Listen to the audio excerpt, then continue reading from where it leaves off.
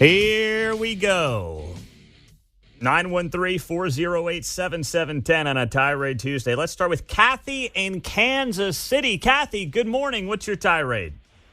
Good morning, Pete. I'm Kathy. I do not like the term adored tossed around as lightly as people do. They talk about the tree as being an adorable picture. They talk about the dog as being adorable. Truthfully, the only being worthy of adoration is God. The child might be cute, the dog might be nice, but none of us and no thing is worthy of adoration. Adorable should refer only to the deity, and it is the title for God. Okay. Now, so adorable to you, just so I'm clear, does not mean, as it's defined here, as inspiring, great, affection, delightful, or charming. It inspires adoration, meaning in theology and in Scripture, adoration is the right belonging only to God. We have changed the meaning of many words, and adoration, by definition, refers to the deity. Real quick, what inspired you to get on the tirade on adorable? Just like, was there something that set it off?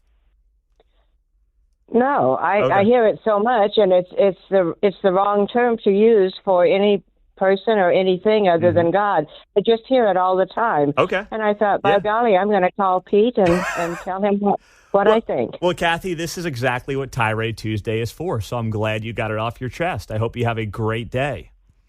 I hope people heard me. Because really, the term needs to be as it is supposed to be. Mm-hmm. Well, I think everyone's very clear on that, Kathy. Hey, thank you so much. Interesting and good way to start off Tirade Tuesday. I'm going to use the word cute now instead. Cute. That works. I can think of a lot of adjectives to use for my kids. Maybe adorable would have been on the short list, but, I might have to find something else now. All right, next up, 913-408-7710. We got an open line on a Tirade Tuesday. Charles, Lee Summit. Go ahead, Charles. Geez, Pete, my tirade sounds kind of petty after Kathy, so I don't know. I think I might just hang up. Okay. All right, Charles. Floor is yours unless you want to hang up. No, I do. I have a gripe that I couldn't wait for Tuesday to get here, and I'm a longtime listener and the first time I've ever called any radio program. But I'm so mad that Independence or Kansas City or whoever it is has let a homeless encampment on 40 Highway and Lee Summit Road. There's a Quick Trip over there, CVS Pharmacy, which I use, and there's just trash everywhere. There's tarps built up in these trees, and it's just disgusting looking. And the people out there are filthy, and they beg for money out on the road, and I'm just sick and tired of it. Nobody will do anything about it. Charles, I'm glad this was your first call to any radio show in Kansas City because it's a good one, it's an important one, and you are spot on. The homeless issues, and frankly, it's around the region, have gotten significantly worse the last 3 years since COVID. Yes, sir. Well said, Charles. Thank you very much, my friend. Hey, Pete, now that I got your phone number in my phone, I might just call you next Tuesday also. I love that idea, Charles. We're always here on a Tirade Tuesday, man. All right? Okay. And I feel like you can call me Charlie at this point. Whatever you want me to call you. Charlie. I won't call you adorable, though. All right? Yeah, and don't call me late for supper.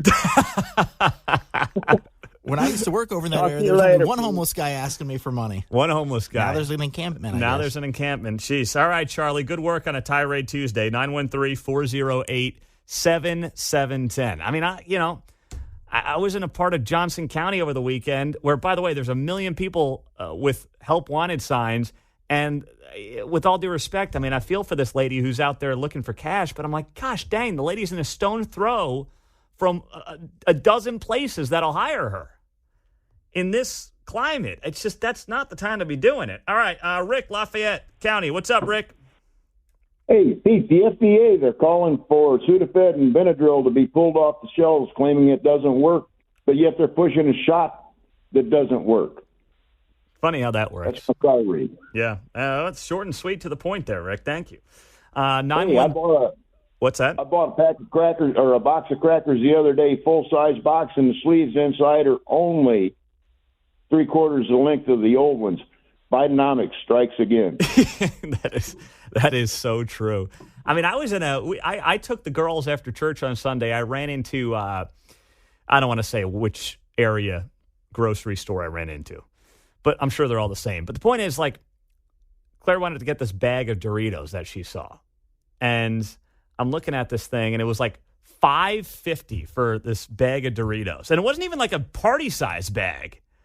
Like $5.50 for a bag of Doritos? That thing was $3 4 years ago. Yeah, Riley always asks me for Doritos, and I'm like, only if it's 3 for $6. Yeah. Only when it's on sale. Tirade Tuesday continues. Wow. You know, we've been wondering where he's been. Wondering what he's been up to. Donnie in Blue Springs. Dono, what's up there, my man? Long time no talk, buddy, brother. how you doing, buddy? I'm telling you, I'm upset. I'm real upset about these windmills killing these whales. I'm telling you, what are we going to do about that? I think it's grounds for starting World War II and executing General Milley. Don't you? I knew Don't you. you, Petey? Now that I'm upset about it. Now that Trump's coming in hot again, Donnie's going to show his face. His boy Biden's collapsed over 2.5 years. No one's heard from Don in Blue Springs. But now that Trump is once again set to be the nominee, Don's going to start popping his head up again. I love it, Donnie. Welcome back, brother. Good to be back. All right. Are we going to hear from you now more than once every 7 or 8 months? What are you going to do? What are you going to do about the windmills? Tell me. Are you going to do something about that killing these whales?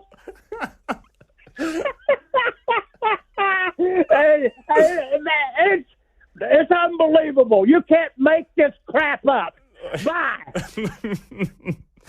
I would argue you can't make up the crap from the last 2.5 years that his boy's been running the show around here. But, you know, it's funny. You don't hear from Don for a long... We were wondering for the last few weeks. A lot of people have been asking where Donnie Boy's been at. And what's he going to call in? He's going to call in and defend Joe? He can't do that. Donnie is all about Trump. And now that, for better or for worse, Trump is set to be the guy again, Donnie's going to start popping up. All right, 913-408-7710. Larry, Prairie Village, go. Hey, you know, my tirade is on this new defense of the weaponization of law enforcement. You know, I think all began with O.J. You know, when O.J. assumed, his lawyer said, well, what kind of defense can we come up with? They found both victims' blood on your socks. So it had to be the police for crooked. They all got together and decided to frame O.J. by dribbling blood on his clothes for just no reason. So now we got this Menendez guy. He's claiming this is a political hit job. He did nothing wrong. And, of course, you got a litany of Republicans, including the king, Trump, that is crying blues that, hey, look, I've done nothing wrong. Give me another indictment, will you? As if the indictments have no merit, as if he's done absolutely nothing. He's been an innocent lamb, and now law enforcement is coming for him. But, of course, the right is also very pro-law enforcement, but that is unless they come after you, then they're crooked. That's my tirade. All right, Larry, that's your tirade. I don't think you can trace the weaponization of law enforcement back to O.J. Simpson. I mean, everybody was rah-rah, DOJ, police, Homeland Security, especially like post 9/11, right? Then it was well after O.J. I think historically, you know, it ties back to a lot of people, what they saw, what they believed to be true, and then what ultimately turned out to be true in the wake of 2016, and that was weaponization of the DOJ under Barack Obama and Hillary Clinton's direction during that election process. And yes, there are things now going on where people are screaming, hey, I'm getting targeted here. Maybe they are, maybe they're not. But it becomes a convenient excuse because they can tie it back to the politics of the highest law enforcement agency in the country. And people are going to scream that they're a victim because that's the thing to be in 2023, a victim. 913-408-7710. Let's put a bow on a Tirade Tuesday with Jacob in Independence. Hello, Jacob. What's your tirade? Hey, good morning, guys. Hey, my tirade is about this Travis Kelce, Taylor Swift thing. You know, you got the Benifer thing. You remember that? You remember the Ben Affleck and Jennifer, whoever? Well, Travis and Taylor, you got trailer. Well, and you're not a fan of it. Travis is, but I'm not a fan. I don't think Donna Kelce was buying it. You see, every time Taylor Swift cheered at that game, Donna was sitting there with that look like she was cautiously entertaining the new bubbly thing that has interest in her boy. You know what I mean? I don't think she was buying it. I would agree with that based on body language. I'm not a body language expert, but I would agree with that. She's a plant, you know. She's a sleeper cell. She comes in, she tries to work her way in, and then wait till they're getting good and close, and she's gonna say she's a feminist. You know, that's insatiable. The feminism. She's gonna say, "Listen, Travis, it's late in the season. My $740 million net worth, thanks your $28 million net worth, is cute. It's really adorable. But I'm gonna need you to do some. I'm gonna need you to post.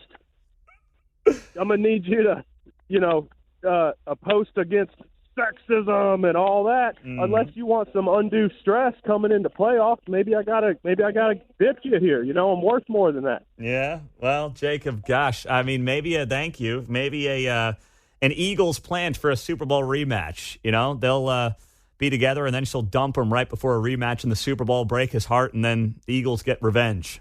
I think Mama Kelce and Taylor were joking before the game, but then when the game started, Mama Kelce's in the zone. That's kind of what I know. I don't think she was loving the antics, the smashing up against the window and the, suite like this is a hockey game. Well, Mama Kelce hit it, too, for a second. Did she? Just quickly, yeah. Oh, okay. All right. You know what? Wouldn't shock me, although I would say Travis Kelce's done enough woke stuff for a while. You know, he's doing Pfizer commercials and Bud Light commercials. How much more woke does he have to be?